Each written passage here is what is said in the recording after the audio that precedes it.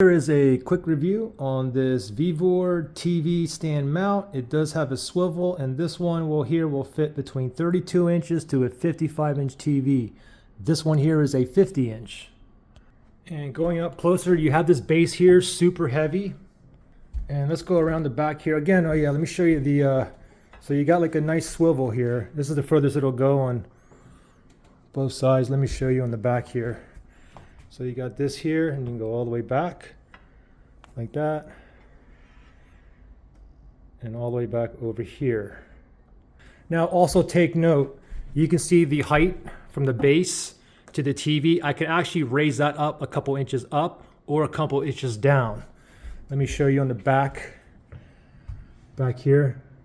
So you can see I put this like in the middle, but I can move this up. So the whole TV would move up. I can also, there's holes down here I didn't use. I can also use this and bring it down here as well. And if I wanted another inch or so, I can also adjust my brackets here to make it a little bit higher or lower.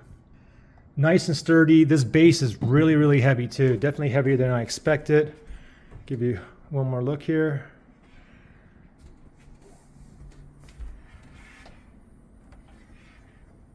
Anyway, there you go. I definitely like it.